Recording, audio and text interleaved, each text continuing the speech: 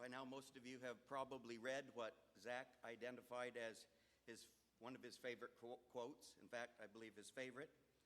It's from Jack Kerouac's classic novel, On the Road, a narrative of Kerouac's travels and exploits as he crisscrossed the country with a wild and amazing collection of friends back in the 40s and 50s. Kerouac channels himself through the book's protagonist, Sal Paradise. And the quote Zach took a special liking to was Sal's description of the kind of people he was most interested in. Listen to Kerouac, Sal Paradise, and Zach Martinez tell you what kind of people they want to be with. The only people for me are the mad ones. Not mad angry, but mad crazy. The only people for me are the mad ones. The ones who are mad to live, mad to talk, mad to be saved, desirous of everything all at once. The ones who never yawn or say a commonplace thing, but burn, burn, burn like fabulous yellow Roman candles exploding like spiders across the stars. And in the middle you see the blue center light pop and everybody goes, ah. Randy and Linda, look around. All these people here. Say, awe about your son. He was one of the mad ones. Mad to live, mad to talk, mad to be saved, desirous of everything at the same time. Zach was a good-natured, friendly kid. Always was. Whether around the neighborhood, at church, in the classroom, or on a team, everyone, kid and adult alike, loved him. It was impossible not to. He was a kind, considerate, respectful, sensitive, natural leader. People looked to him for friendship, for a listening ear, for guidance, for encouragement, for support. And he was always willing to give it. He could always be counted on. Zach was a sensitive guy, big-hearted, troubled by injustice, personally pained if anyone felt left out. He was a philosopher. We all are, but Zach more so than most. His mind was filled with questions about life and death, meaning and purpose, truth and justice, God, eternity, and love. And he was a poet. He was an artist with words who committed his thoughts to verse. Zach was also an outstanding athlete. Imagine, a 4-year letterman in football and wrestling, 3-year letterman in track, with recognitions and awards galore. He was that rare kind of kid that makes a family, a school, and a whole town proud to be his. He reminds me of something that was on a plaque in my home as I was growing up, a quote by Abraham Lincoln that said, "I love to see a man proud of the place in which he lives. I love to see a man live so that his place can be proud of him." Zach graduated from high school just 9 months after 9/11. And he promptly joined the Air Force to serve his country. And in the Air Force, and particularly in Iraq, he continued being Zach Martinez, outstanding human being, friend maker, leader, high achiever. He received the Air Force Combat Action Medal, the criteria for which are: he deliberately went outside the defended perimeter to conduct official duties, came under enemy attack by lethal weapons while performing those duties, and was at risk of grave danger. He also received 2 Air Force Outstanding Achievement Medals for courage and valor, as well as oak leaf clusters for subsequent actions of the same nature. Family, school, town, Air Force, nation, all have reason to be proud of and grateful to Zachary Martinez.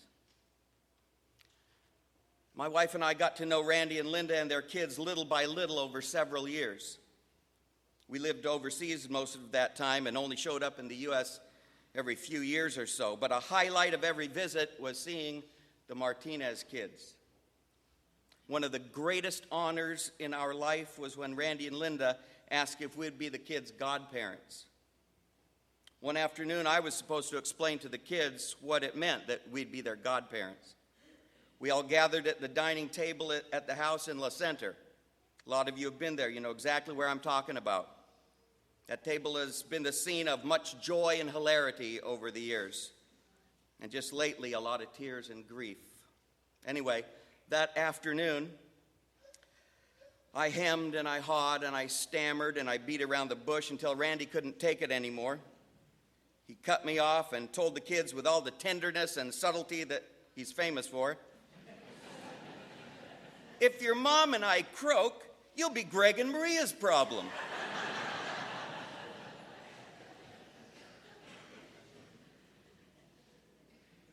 Since Randy and Linda didn't croak, we didn't have many responsibilities as godparents. But I have to confess, I feel like I failed Zach. I don't know where exactly I went wrong, but a lot of you know what happened. That somehow in the mystery of his life, somewhere along the winding road that was his journey, Zach became a Coors Light drinker. That was not my influence. It was certainly my lack of influence. But my failing aside, I'm doing this today as Zach's godfather. And Randy and Linda, thanks for not croaking. You guys were phenomenal parents to Zach. You were what he loved most in this world, and that was a consistent theme throughout his life. Now, a person who knew Zach only in the last several years might assume that he either didn't have a Christian background or else that he had a bad one. But those assumptions would be so wrong. Christianity and church figured prominently and very positively, by the way, in Zach's life. This right here, this place right here is where he was dedicated to Christ as an infant and where he went to church almost every Sunday of his childhood. And he wasn't dragged here kicking and screaming either. He liked coming here. For many years, Zach was happily and enthusiastically involved in a kids club here. And it was from this church that he went off to church camp for at least 5 summers, the last time being when he was 17 years old. This is where he was baptized, not as an infant, but as an adolescent. Not at the insistence of anyone else, but by his own choice. Cascade Park Baptist Church was a hugely positive influence in Zach's life. Now, Zach started having doubts about his Sunday school theology before he left for Iraq, and he abandoned it soon thereafter, soon after arriving in Iraq. Perfectly understandable, if you ask me. He wasn't a child anymore, and a childhood theology wasn't going to help him make sense of Iraq. During his 5 tours of duty there, and in the years that followed, Zach often expressed contempt for church and Christianity. Not, however, toward this church and the Christianity he saw here and at home. But he went out of his way, even, to distance himself from any appearance of being a Christian. But that, too, was perfectly understandable. He was in a crisis of faith and trying to figure out his own beliefs.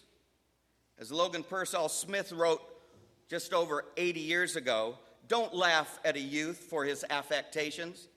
He's only trying on one face after another to find a face of his own." Or as St. Paul put it, "When I was a child, I talked like a child. I thought like a child. I reasoned like a child. When I became a man, I put childish ways behind me."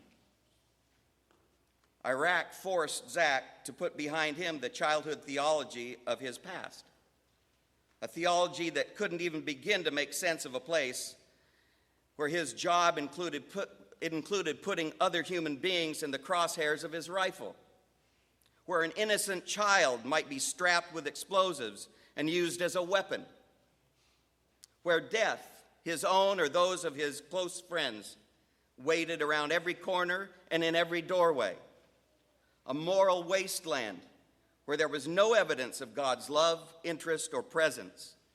If you think I'm making excuses for Zach's loss of faith, good, I am. You understand me. And understand this as well. Crisis of faith and all, his nickname notwithstanding, Zach remained within God's grace. And God could no more stop being his heavenly father than Randy could stop being his earthly father. I am tremendously sad that Zach's gone, but I am not the least bit worried about where he's gone. Something probably very few of you know is that Zach wanted to publish a book, a collection of his poetry, rants, insights, philosophy, theology, social commentary, and random thoughts. I've read about 100 pages of that stuff, 80 if you get rid of the F word. He hadn't written much of the book yet, but he had it all planned out, and he knew how he wanted to end the book. Listen to the words that Zach wanted to be his final ones to you. Let his last words be lasting words. I know that there is a good amount of hostility in these pages, but it, the hostility, died with the pen I used to write it with.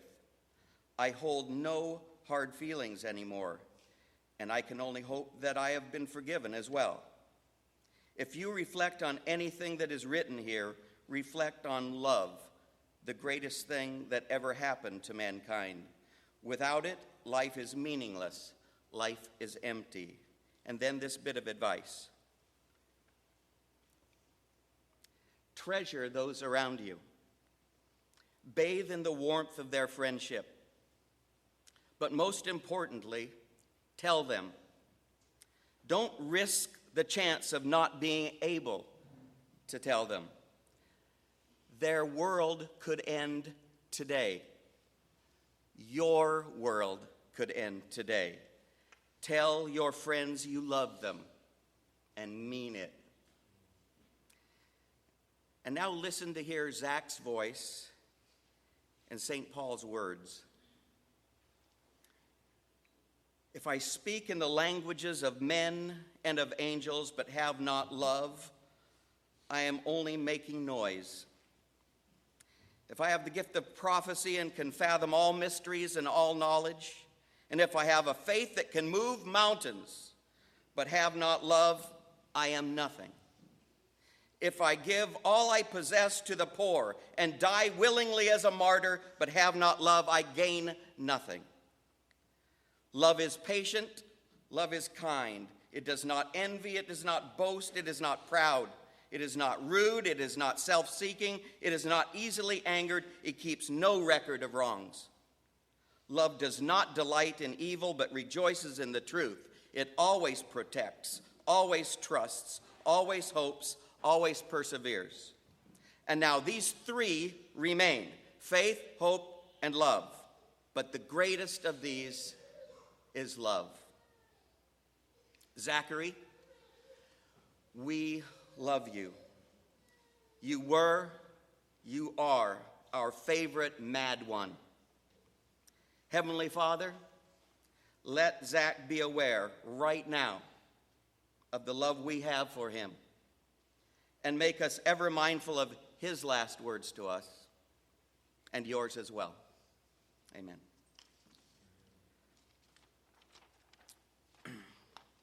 We're going to have a time when family and a few selected friends can share from their hearts and their experience, their love for Zach. We're going to start with the newest member of the Martinez family, Erica Martinez, Josh's wife, Zach's sister-in-law. Erica has asked me to read it, so you have to listen to this voice yet a bit more. And keep in mind that as I read this, I have not been able to look over it much, so it would sound much better if Erica's reading it. Soon after meeting Josh, I met Zach. Josh always talked so highly of Zach and lit up every time he was around. Listening to Josh and Zach converse was like magic. Juggling 3 different conversations, inserting insults and inside jokes, but always returning to their original topic. Josh is a very intelligent man, but when a disagreement arose between the two, Josh was usually wrong, and he will agree with that statement. I warmed up to Zach quickly, and for some, that can take years to achieve. Zach never hesitated to call me out on anything, and I loved that. I felt that he knew everything about me and never judged me, and that was completely relaxing. He would also take my side when Josh and I had our arguments, which was extremely helpful. Thank you for that. After a while, I was invited to the Martinez household for dinner. This scared me. Most of you can imagine why. I had already received numerous verbal beatings from the brothers, and now I have to meet their parents and sisters? No easy feat. But I knew Zach would be there. He encouraged me, almost as if he was proud that I got one jab in on Randy on a game of apples to apples, that he knew I had it in me. Zach was also my union break buddy, a comrade in the evil smokers battle. Every break, I was blessed with random stories ranging from Andrew, the family cat, to very personal and tragic experiences he endured. It became easy to open up and enjoy Martinez family dinners and outings as long as I had my game face on, and Zach taught me that. He is one of the many reasons I'm proud to be a Martinez. I love you and miss you, brother. Thank you, Erica. Right now, I would invite family members who, you don't all have to come up at once, but those who want to speak can use this mic right down on the floor.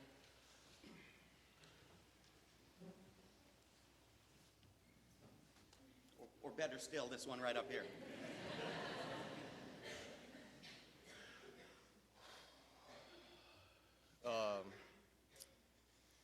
I tried to write something down that would be profound and leave you all wondering where I got it, but I just can't really think to put words on paper. It was definitely one way that Zach was a lot different from me. He used to always have what he called his random streams of consciousness. Just basically rambling, but on paper. Somehow it always made sense to me. It always made me think about things differently. It gave me perspective. Because we lived completely different lives while also living one very much together. He went through things that I don't know if I could. I'd like to think that I could, but I'll never know. I used to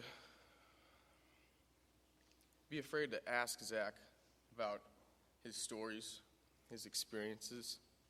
So I'm sad to say I don't know much firsthand about his times in Iraq.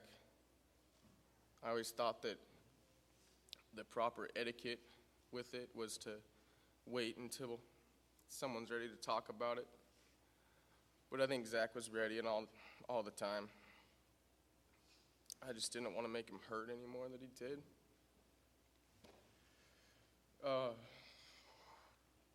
Thank you all for coming. And thank you to everyone everywhere else that will see this for supporting Zach, from his friends in the military that tried to make him take his insulin, even though you know he never really wanted to. I was just driving here today, and I got off the Mill Plain exit, and I remember a long time ago, maybe when Zach was 16. He was driving Kent's old Toyota Corolla around, and I rode with him to church that day. He must have just got his license and was excited to drive or something. But we stopped on the exit, and there was someone out there that, was going through a hard time and asking for money. Now, me, myself, I'm kind of a cynic. I kind of think that, that guy probably made some bad choices to put himself on that corner. I wish I didn't think that way, but Zach didn't. And he gave this guy $5. And I remember being so proud of him. $5 isn't much. But it was what he had. And he always gave what he had. The last couple of years, he's gotten me really back into watching the Trailblazers. You guys might have your comments there, but he's been a diehard supporter of them. I was lucky enough to go to opening night with him this year when we beat LA. And he was sick, but he wouldn't have missed it for anything. I think it was only 10 days removed from his last hospital visit. And I'm sad that I'm not going to be able to go to any more.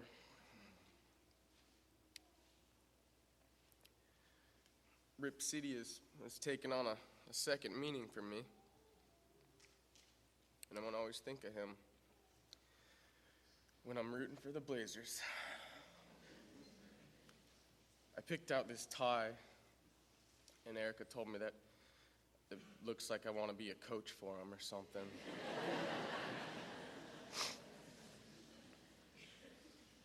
But I just didn't want to wear all black. I know, as hard as it is, Zach right now would probably be laughing at us all. He would tell us to quit crying, and not those words.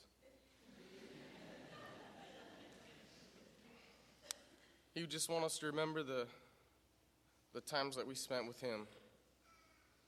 And again, I wish I had a much, much better thought out story. I'm sorry I'm rambling. But he appreciated everyone, every single person.